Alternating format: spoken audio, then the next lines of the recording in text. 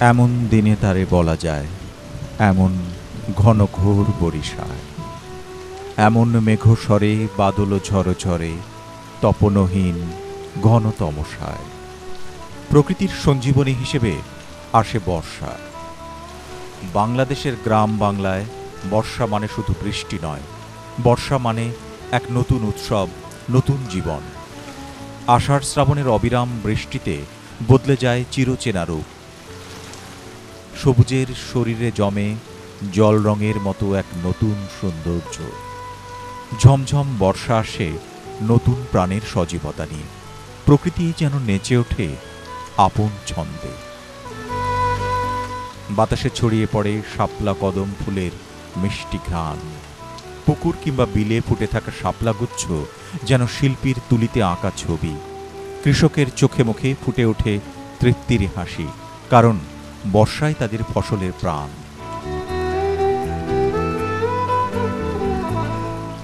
বর্ষামুখর গ্রাম যেন তাল পুকুরের প্রতিচ্ছবি। শিশুদের কাছে বর্ষা মানে দুরন্তপনা, কাদামাটি আর জলে গড়াগড়ি।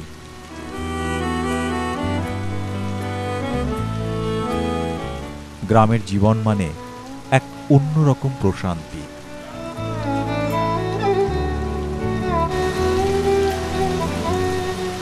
টানা বৃষ্টিতে ব্যস্ততা কমলেও বাড়ে প্রকৃতির সান্নিধ্যে আসার সুযোগ। চায়ের দোকানে ভিড় জমে, টিনের চালের বৃষ্টির শব্দের সঙ্গে মিশে যায় ধোঁয়া ওঠা চায়ের কাপের আড্ডা, রাজ্যের গল্প, হাসি ঠাট্টা আর খুনসুটি। বর্ষায় ভেজা প্রকৃতির স্নিগ্ধতায় গ্রাম বাংলার প্রতিটি মুহূর্ত যেন এক একটি কবিতা। বর্ষা কেবলই একটি ঋতু নয়, এটি আমাদের সংস্কৃতি, ঐতিহ্য, অনুভব আর প্রাণ। বৃষ্টিস্নাত এই প্রকৃতি জীবনের নতুন অধ্যায়, যেখানে মানুষ ও প্রকৃতি বাঁধা পড়ে এক অনন্ত অদৃশ্য বন্ধনে। বৃষ্টি শেষে বিলপাড় কিংবা মাঠে জমে ওঠে গ্রামীণ মানুষের জারি সারির আসর। তাঁদের কণ্ঠে ধরা পড়ে প্রকৃতির সাথে আত্মার সংলাপ।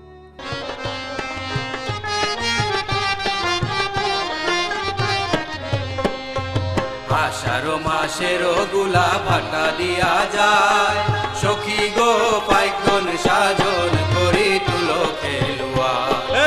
আষাঢ় মাসের গুলা ভাটা দিয়া যায়, সখী গো পাইকন